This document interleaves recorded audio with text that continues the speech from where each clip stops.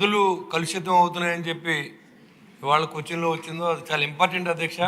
ఆ నదుల నుంచి వచ్చే మెయిన్ కాలువలన్నీ కూడా మా తాడేగూడెం పట్టణం మీదుగా ఏలూరు వరకు కూడా ఉన్న విలేజ్లకు కానీ టౌన్లకు కానీ సాగునీరు తాగునీరు అందించే విధంగా ఉండే అధ్యక్ష. మా చిన్నప్పుడు మనం వెళ్ళి స్నానం చేయడానికి ఉండేది అధ్యక్ష కాలువలో. ఇవాళ ఏ విలేజ్ని చూసినా ఆ చెత్త అంతా తీసుకొచ్చి కాలగొట్టులు పడేయడం, లేకపోతే ఆ టౌన్లో ఉన్న వ్యర్థాలన్నీ కూడా కాళ్ళలోకి వదిలేయడం, టోటల్ పొల్యూట్ అయిపోతుంది అధ్యక్ష. స్నానం చేసే పరిస్థితి లేదు అధ్యక్ష. దాన్ని కాపాడుకోవాల్సిన బాధ్యత మనకు ఉంది. కాబట్టి దాని మీద లో లెవెల్ కెనాల్లో, మిడ్ లెవెల్ కెనాల్లో కూడా ఈ డ్రైన్లు పెట్టేసి అవి కూడా పనిచేయకుండా రైతులు మురుగులో వ్యవసాయం చేస్తున్నారు అధ్యక్ష. దయించి దానికి ఏదో ఒక ఈ సభకు అందరికి సంబంధించిన ఇష్యూ ఇది.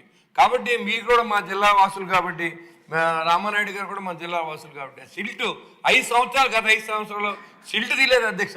కాళ్ళు లోన్లు పెట్టలేని పరిస్థితి. భక్తులు కార్తీక మాసం అంటే శివాలయాలకు వెళ్ళి స్నానం చేసే పరిస్థితి లేదు అధ్యక్ష. కాబట్టి దయించి ఇమీడియట్గా సిల్ట్ తీయించాలి. ఈ వ్యర్థాలని కంట్రోల్ చేయడానికి ఏదో చట్టం చేయాలి అధ్యక్ష. పర్యావరణ శాఖ నుంచి కూడా గౌరవ ఉప ముఖ్యమంత్రి గారు కూడా విన్నవిస్తున్నాను అధ్యక్ష. ఈ సభ ద్వారా తప్పకుండా ఈ స్వచ్ఛమైన నీరుగా మనం మార్చుకోవడానికి మన ప్రభుత్వంలో తగిన చర్యలు తీసుకోవాలని మంత్రి గారిని సభ ద్వారా కోరుతున్నాను అధ్యక్ష. Thank you. మీ టైం అయిపోయిందండి మంత్రి గారు. ఇది కూడా ఆల్రెడీ కవర్ చేశారు చాలా వరకు క్లుప్తంగా. గౌరవ సభ్యులు బొలిశెట్టి శ్రీనివాస్ గారు ఏదైతే డ్రింకింగ్ వాటర్ కూడా కలుషితం వాస్తవం అధ్యక్ష. ఎందుకంటే మనం ధవళేశ్వరం నుంచి మరి ఏదైతే ఈ యొక్క ఉభయ గోదావరి జిల్లాలకి నీరు కాలువల ద్వారా, పిల్లకాలువల ద్వారా, బోధుల ద్వారా, చెరువుల ద్వారా వస్తుందో ఇదంతా కూడా వాటర్ పొల్యూషన్ అవుతున్నటువంటి పరిస్థితిలో పక్కనే గోదావరి ఉన్నప్పటికీ కూడా త్రాగడానికి లేనిటువంటి పరిస్థితులు అధ్యక్ష.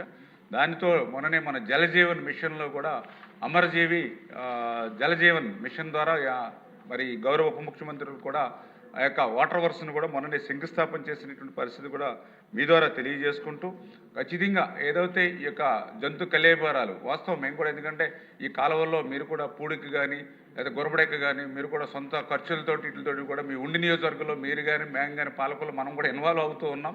అటువంటి పరిస్థితులు మనం కూడా చూస్తున్నాం. జంతు కళేబరాలు కూడా కాలువల్లో ఉంటూ ఉన్నాయి.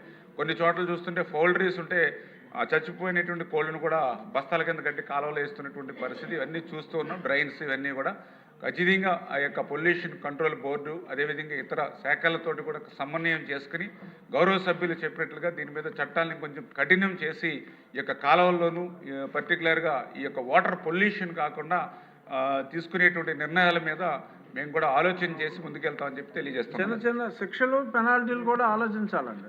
ఓకే సార్, ఓకే సార్, తప్పనిసరి. Thank you sir.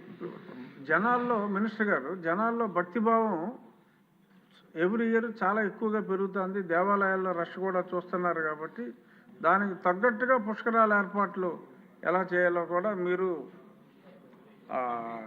Municipal administration minister గారు కూడా ప్లాన్ చేయాల్సిన అవసరం ఉంది.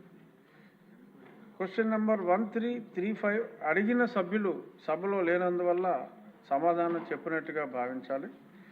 క్వశ్చన్ నెంబర్ 1265 గౌరవ ఆరోగ్య శాఖ మంత్రి గారు.